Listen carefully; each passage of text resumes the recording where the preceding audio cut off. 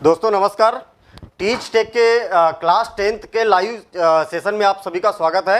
हमने पिछली क्लास में ट्रिग्नोमेट्री स्टार्ट किया था और ट्रिग्नोमेट्री में हमने ये देखा था कि किस प्रकार से हम ट्रिग्नोमेट्री की एप्लीकेशन को अपने दैनिक जीवन में उपयोग में ला सकते हैं। कहने का मतलब त्रिकोणमिति का हमारे दैनिक जीवन में क्या उपयोग है और इसका इम्पोर्टेंस क्या है। जैसे हम इसके बाद में 11th 12th पढ़ेंगे और उसके बाद में भी हम हायर लेवल की स्टडी करेंगे, वहाँ पर ट्रिग्नोमेट्री का क्या यूज़ है।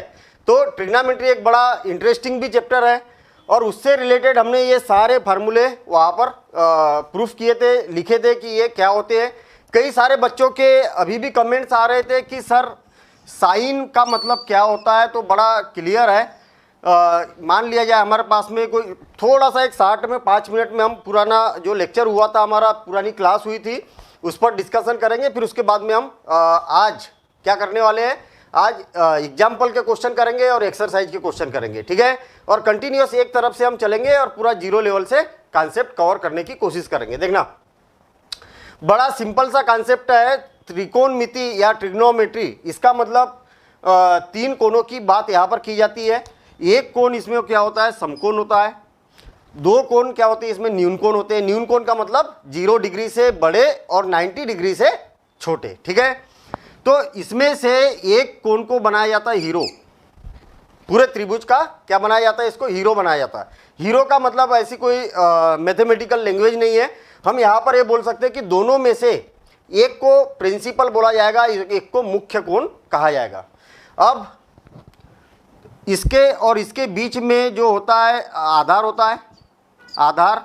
और थीटा के सामने की जो भुजा होगी वो क्या होगी, लंब होगी, और ये क्या होगी, कर्ण होगी, ठीक है। ये भुजाएं फिक्स है कि थीटा के सामने की भुजा को ही लंब बोला जाएगा, जो भी हमें जिस थीटा के लिए यहाँ पर अनुपात निकालना है।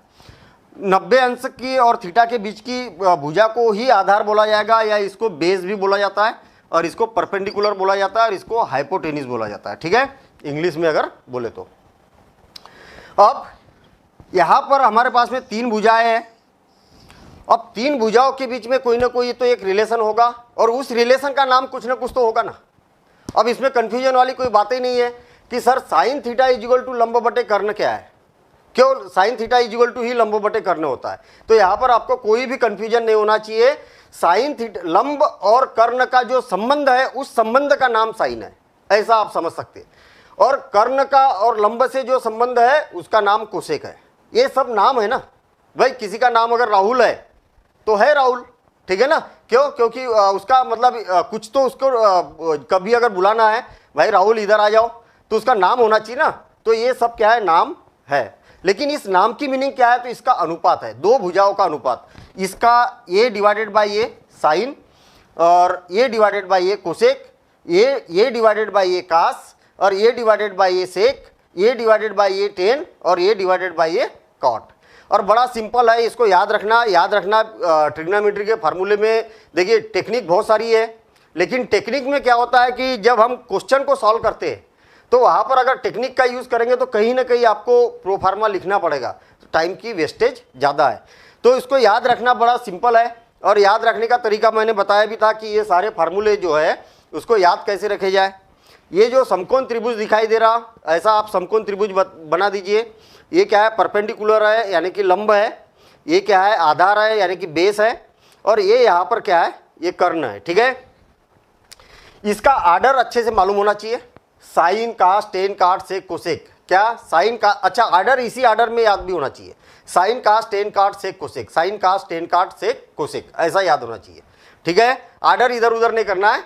तो आर्डर अगर एक जैसे अगर हमें मालूम रहेगा, इसी आर्डर में अगर याद रहेगा तो बड़े आसानी से फार्मूले याद कर सकते हैं। देखिए ये क्या है, लंब है, ये आधार है, और यहाँ पर क्या करना है, साइन थीटा इसके अपान में ये, कास थीटा इसके अपान में, यहाँ से शुरुआत, साइन थीटा इसके अपान में ये, कास थीटा इसके अपान में ये, टेन थीटा इसके अपान में ये, और बाकी के फार्मूले तो इसके उल्टे। देखिए साइन का उल्टा कोसेक, साइन का उल्टा कोसेक। देखिए लंब बटे कर्ण है तो ये कर्ण बटे लंब हो गया। कास थीटा आधार बटे कर्ण है तो ये कर्ण बटे आधार हो गया। टेन थीटा लंब बटे आधार है तो ये आधार बटे लंब हो गया। बिल्कुल सिंपल काम है, टेंशन नहीं लेना है, लेकिन फार्मूले बहुत अच्छे से मालूम होना चाहिए। दो फार्मूले पर इस पर भी हमने डिस्कशन किया था, इसको भी याद रखना बड़ा आसान काम है। टेन थीटा, देखिए ये यहाँ पर हम लाइन खींच देते, भाई आर्डर तो याद है ना, मैं यहाँ पर लाइन खींच देते तो साइन डिवाइडेड बाय कास बराबर से टेन हो गया ना याद, लगातार ही तो है। Sine theta divided by cos theta is equal to tan theta, हो गया याद, ये फार्मूला बन गया। अब इसी टाइप से कॉट का, तो इसको पलटा दो तो ये क्या बन गया, कॉट का। अच्छा, इसके अलावा व्युत्क्रम वाले देखिए, साइन थीटा का उल्टा क्या होता है, कोसेक थीटा। देखिए इसको अगर पलटा दिया जाए तो ये हो गया, इसको अगर पलटा दिया जाए तो ये हो गया, इसको अगर पलटा दिया जाए तो ये हो गया। 6 फार्मूले अभी के अभी आप और बना सकते हो। कैसे, साइन थीटा, देखिए फार्मूला बेस्ड त्रिकोणमिति जो है पूरे, एक तो ट्रिकी तो है ही, ठीक है, उसके साथ साथ में फार्मूला बेस्ड भी है। अगर फार्मूले बहुत अच्छे से मालूम है तो त्रिकोणमिति बिल्कुल आसान है, और त्रिकोणमिति का हमारे से रिलेशन बहुत तगड़ा रहेगा। बहुत तगड़ा मतलब ये मान के चलिए कि बिना ट्रिग्नोमेट्री के अब काम नहीं होना है। और ख़ास करके अगर मैथ्स में कैरियर बनाना है इन फ्यूचर, हमें अगर मैथ साइंस अगर लेना है तो त्रिकोणमिति तो ये मान के चलिए कि 11th क्लास में भंडार है त्रिकोणमिति का, और 12th क्लास में भी त्रिकोणमिति है, प्रतिलोम त्रिकोणमिति है। लेकिन कई सारे चैप्टर ऐसे हैं कि बिना त्रिकोणमिति के काम नहीं होना है। इसका मतलब ये है कि 10th क्लास बहुत अच्छे से पढ़ना है तो ये सारे फार्मूले बहुत अच्छे से याद होना चाहिए और इंटरेस्ट लेके पढ़ना है हमें, ठीक है। Sine theta is equal to, इसका व्युत्क्रम क्या होता है, ये होता है तो 1 डिवाइडेड बाय कोसेक थीटा। ऐसे 6 फार्मूले बना सकते हैं हम। Cosec theta is equal to 1 divided by sine theta, देखिए मैंने एरो भी लगाया हुआ है इसका, इसके साथ cos theta is equal to 1 divided by 1 बटे सेक थीटा, और sec theta is equal to 1 बटे cos theta. Tan theta is equal to 1 by cot theta, और cot theta is equal to 1 by tan theta. कितना simple है, थोड़ी सी practice करने की जरूरत है। तो मेरे ख्याल से ये हम मान रहे हैं कि ये सारी बातें हमें क्लियर हो गई है। और पिछली क्लास यदि किसी ने अटेंड नहीं भी की है तो भी घबराने की जरूरत नहीं है, बस इतने फार्मूले हमें मालूम होना चाहिए, ठीक है। टेक्निक भी कुछ याद रखने की हमने कुछ ऐसा बताया था, सब अलग अलग तरीके से इसकी टेक्निक यूज़ करते हैं।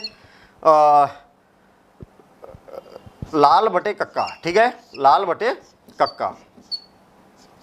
देखिए साइन, कास, टेन, कॉट, सेक, कोसेक, ये बन गया फार्मूला। ये ट्रिक है, लेकिन भाई अगर फार्मूले को ट्रिक से याद करेंगे तो ये फिर बनाना पड़ेगा कभी अगर हम क्वेश्चन करेंगे तो।